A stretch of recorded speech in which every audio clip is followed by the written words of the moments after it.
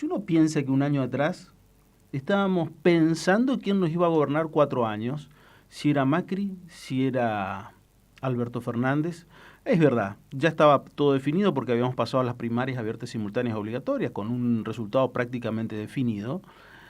Ya hacía preanunciar que la presidencia de Alberto Fernández era inexorable, que se iba a estar concretando, pero si uno pensaba y le planteaba a la sociedad que íbamos a vivir un contexto de pandemia de la naturaleza que hemos vivido, como mínimo el que nos escuchaba nos iba a decir que éramos unos delirantes. Pero la verdad es que todo cambia tanto, no sé si tanto como la temperatura de 20 grados de descenso de un día para el otro, pero cambia todo, cambia todo. Y en ese hilo conductor que vemos en el recorrido de nuestras vidas, encontramos hechos que nos llevan a pensar y a decir, ¿dónde estamos parados? ¿Qué estamos discutiendo? En una semana planteamos una discusión cuasi filosófica de la meritocracia. Está muy bien, cada uno puede interpretar desde su lado, decir existe o no existe la meritocracia, es real o no la meritocracia, está bien, está mal lo que planteó el presidente de la Nación. Parece que es una discusión muy buena y profunda. Pero por el otro lado, tenemos una sesión del miércoles de diputados, del jueves, perdón, de diputados, con un papelón que jamás en nuestras vidas nos hubiéramos imaginado por parte de un diputado de la Nación. Todo eso es lo que nos toca vivir. Yo no sé si es mucho, es poco, pero por ahí, si uno lo plantea en una suerte de hipótesis de guión de ficción, salta no de la ficción, sino va más allá y llega hasta lo bizarro. Pero la realidad, como decía el viejo dicho, supera la ficción, sí, supera la ficción y va hasta lo bizarro muchas veces. Pero ¿dónde estamos? Un ciudadano común de a pie que trabaja todo el día y se encuentra con toda esta catarata de cosas, ¿cómo lo puede llegar a procesar? Bueno, la verdad que agradecemos mucho estos minutos a Claudio Jacqueline, periodista del diario La Nación, que para que nos ayude a interpretar un poco qué es lo que nos está pasando, parar un poquito la pelota un domingo a la mañana y decir, todo esto pasa. Claudio, ¿qué tal? Buen día, ¿cómo te va? ¿Cómo estás? Hola Daniel, ¿cómo estás? Bueno, tremendo escenario el que acabas de plantear y es difícil no coincidir en este pasaje de la farsa y grotesco sin escalas. Claro, claro, de la farsa al grotesco sin escala. Pero Claudio, a ver, a mí me pareció excelente que se discuta los parámetros de meritocracia o no, independientemente de la postura de cada uno, de lo que uno quiere, porque al fin y al cabo eso nos conduce la vida hacia adelante, pero después de repente nos encontramos con ese golpe de realidad de lo que es un diputado de la Nación en esa acción en un Zoom. Y en el medio tenemos todo el contexto de pandemia que nos lleva a discusiones permanentes, es decir, cuarentena sí, cuarentena no, aislamiento sí, aislamiento no. ¿Cómo lo ves vos? Mira, yo creo que el diputado pone en escena algunas cosas que son las que la ciudadanía sospecha, pero las que desconocen muchas veces. Y creo que la rapidez en la reacción del presidente de la Cámara de Diputados, Sergio Massa, que se caracteriza por una gran velocidad mental y política, tuvo el objetivo clarísimo de mitigar el daño. Porque lo que ponía en evidencia, no sé, era el grotesco de lo que estaba pasando, el bochorno, de lo que ocurría en medio de una sesión que podemos pensar, bueno, está ocurriendo una sesión él en su casa y no en el recinto, pero es a los efectos reales, es como si hubiera ocurrido dentro del recinto de la Cámara de Diputados del Congreso de la Nación. Primer punto. Segundo punto, pone en evidencia cómo se hacen las listas de las listas sábanas para las legislaturas nacionales o provinciales, donde entran en esas listas gente que cuyo mérito es muchas veces ser la rueda de auxilio, el brazo armado, el suplente del suplente de situaciones que desconocemos. Y en tercer lugar pone también en evidencia la precariedad con la que se sesiona en esta situación de virtualidad, lo cual agrava la situación por los hechos que han ocurrido hasta acá. Esto por un lado. Por el otro lado, lo que acá se ve, y de acuerdo también a lo que vos estabas mencionando en tu introducción, es que mientras el país se desbarranca en lo económico y social y también en lo político, porque esto es lo que estamos viendo, toda la agenda que está instalada va hacia la confrontación cuando lo que debería ocurrir es que fuera hacia el consenso. Pero todos los ejes de la agenda pública, política que está instalando el gobierno, inexorablemente van hacia la confrontación, lo cual lleva a una situación muy compleja de cara al futuro, que es muy difícil de prever cómo puede derivar y cómo puede resolverse.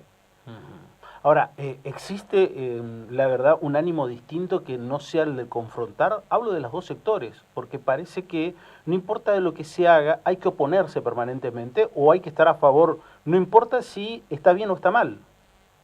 Hay muy pocas voces y muy pocos actores que están buscando espacios de consenso. Lo cierto es que cada vez la dinámica de la política va llevando a que esa confrontación se agudice, y que es en esa confrontación de la agudización empiezan a conformarse situaciones objetivas o subjetivas, muchas de ellas subjetivas, que refuerzan la idea de que solo queda confrontar.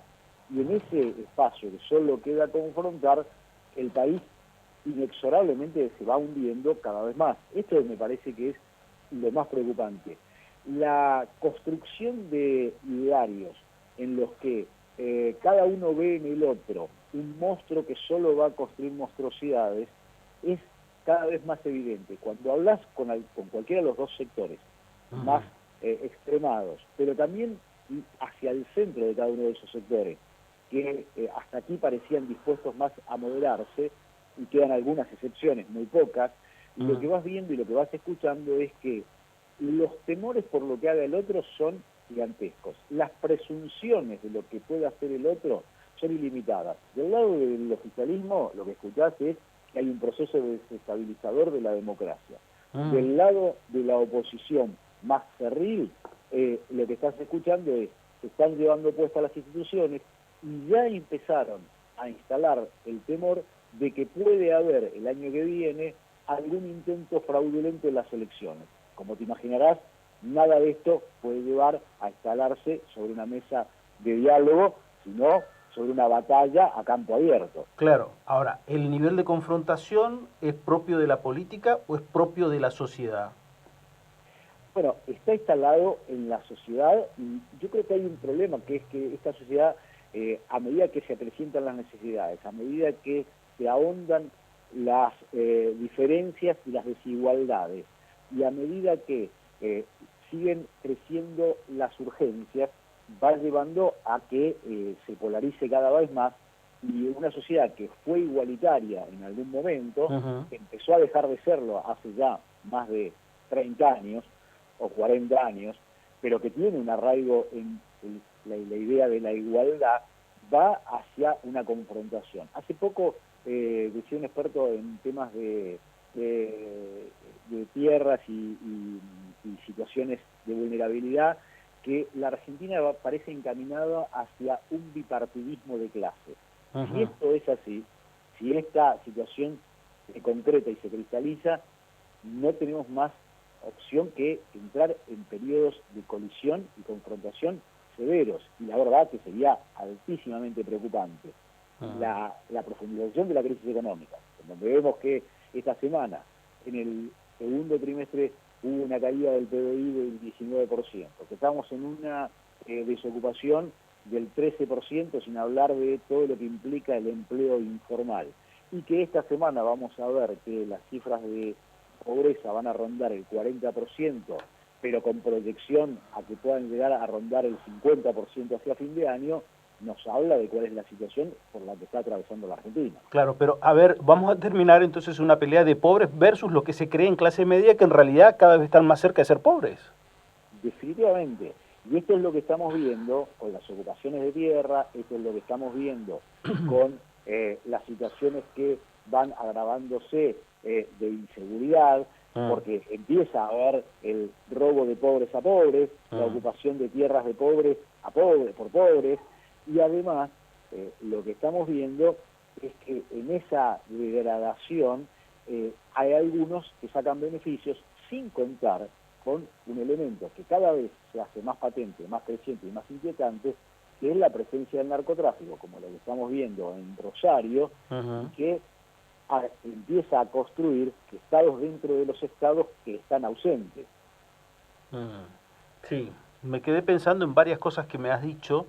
Me quedaron dando vuelta unas cuantas de ellas y lo último que dijiste fue muy fuerte, la presencia del narcotráfico. ¿Se toma como un problema real? Porque a mí lo que me llama la atención es que en los discursivos se dice, ah, no, Rosario es problema del narcotráfico, no de la inseguridad, como un tema lejano muchas veces. Sí, sin duda que lo que estamos viendo es como un tema lejano. Ustedes en Corrientes tienen un caso que es el de un juez federal juzgado por narcotráfico. Claro. Lo mismo pasó en Salta. Y esto también revela una mirada por que, por ejemplo, llega a decir que los problemas de la justicia federal están en Comodoro Pi. Frente a eso, me parece que nada más evidente que el caso del juez de Corrientes o el caso del juez de Salta y muchos otros casos donde lo que vemos es que la justicia federal no es solo un problema de Comodoro Pi, que los problemas de la justicia federal no solo tienen que ver con la corrupción política, sino con problemas más grandes que están carcomiendo las bases de las instituciones y del Estado.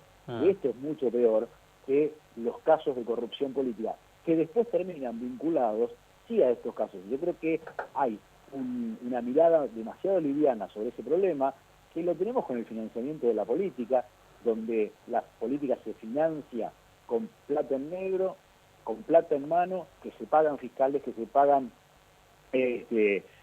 controladores de mesa, que se pagan militantes, que se pagan pintadas con plata en mano, que si se le hiciera un dermotest a cada uno de los que recibió ese billete, es muy probablemente que encuentren en sus manos rastro de pólvora y de cocaína. Claro, pero ¿vos crees que la política forma parte de la política discutir realmente este tema del narcotráfico, de la influencia que tiene cada vez más presente en la sociedad? Porque todos hablan y a lo sumo miran un poco con la parte represiva, decir hicimos un operativo en tal lado, pero ¿forma parte de la agenda real? ¿Crees que la política en realidad quiere afrontar ese tema? No parece estar haciéndolo, no parece tener una práctica en ese tema, como no parece hacerlo en otros. Digo, la Argentina es una colcha de retazos cada vez más gastada, donde lo que se hace es poner un parche sobre el parche que existía, mientras los agujeros siguen creciendo. Esto es lo que estamos viendo de la degradación que lleva, para ponerle algún punto, 50 años quizá, desde el proceso de descentralización que empezó en los comienzos de los 70, que agravó la dictadura y que profundizó el menemismo. Desde ese proceso para acá, lo que venimos viendo es el deterioro, que hoy vamos a tener un PBI que es equivalente al de 1974, cuando la población casi se duplicó en todo ese tiempo. Digo, tenemos claro que es un país que solo va para abajo, mientras otros países o han crecido o se han sostenido y han incorporado sectores a las clases medias desde la pobreza más absoluta. Esto es lo que nos está mostrando, un país que sigue discutiendo si hay clases o no hay clases hasta que haya vacunas o no haya vacunas, digo, cuando los problemas de las clases exceden la cuestión educativa y tienen mucho que ver con la construcción de contención social, igualdad, cercanía, asistencia, digo. Esto me parece que es un poco lo que nos está pasando a los argentinos, ¿no? Vos sabés que, volviendo a la génesis, o al inicio de esta entrevista, mejor dicho, Claudio, cuando se dio el caso del diputado Juan Amerí, el salteño, uno se indignó primeramente, pero después al otro día, cuando teníamos la oportunidad de entrevistar a Alcira Figueroa, y entramos a conocer un poco el currículum de Alcira Figueroa, todo lo que ha estudiado, todo lo que se ha desarrollado en el ambiente político, ahí volvemos al inicio de la semana cuando se planteaba la cuestión de la meritocracia y también una cuestión que planteamos siempre de la cuestión de género. A Merí no se le pide absolutamente nada para ser diputado nacional o para integrar una lista por sobre una persona que tiene una extraordinaria formación y compromiso social como Alcira Figueroa. Esa desigualdad también en ese contexto de lista es otro de los metamensajes que por lo menos para mí han quedado de esta semana. Es decir, ¿qué mérito tenía un Juan Amerí para ocupar una banca por sobre una mujer que trabajó toda su vida en un contexto social y que a pesar de eso se dedicó en una enorme formación, a punto de concluir un doctorado con varias maestrías, con posgrado, con trabajos realmente interesantes? ¿Eso también es otro mensaje que da la política a la sociedad hoy? Yo creo que es un mensaje altísimamente inquietante, altísimamente indignante, pero porque voy más allá de eso, porque nadie del espacio político de Juan Emery o de Alcira Figueroa salió a plantear lo que vos estás planteando, ni salió a plantear la cuestión de género, lo que significa claramente una postergación por una cuestión de género de alguien que está capacitada, pero es mujer. Digo, esta idea de el más tonto de los ricos tiene más oportunidades que el más inteligente de los pobres, o que el hombre mediocre tiene más oportunidades que la mujer inteligente. Ahora, de ese espacio político, ni vos ni yo escuchamos nadie que planteara esto con indignación por qué esto hubiera ocurrido, cuando se arroga muchas veces ser los representantes de esa destrucción de desigualdades. Esto me parece grave. Y a esto te voy a agregar algo más respecto a Alcira Figueroa. Alcira Figueroa dice haber escuchado que había militantes de su espacio, mujeres, que habían denunciado abusos y acosos por parte de Amelie. Ahora, ella dice, conmigo siempre tuvo un trato normal. Ella, que dice ser militante de la causa feminista, refiere a una situación individual con el personaje. ¿Por qué? Porque simplemente forma parte del espacio, si no formara parte de su espacio político. Y acá entramos en los procesos de encubrimiento que existen dentro de cada uno de los sectores. Ella hubiera sin duda manifestado una denuncia en cualquier ámbito respecto de esto. No lo hizo. ¿Por qué? Porque participaba de su espacio político. Y esto me parece una de las cosas preocupantes. A la encubrimiento, porque sos parte del mismo lugar. Y a la víctima siempre se le cree, lo primero y principal, que... Sin duda. Sí, es así, es así. Claudio, te mando un abrazo y te agradezco mucho estos minutos de poder escucharte un poco, muy interesante siempre. Gracias. Mario, te agradezco muchísimo a vos, un saludo a toda la audiencia. Gracias. Claudio Jacqueline, un gran periodista, prosecretario de redacción del diario La Nación, en contacto con nosotros, haciendo un análisis de lo que ha sido la semana política muy movida en Corrientes.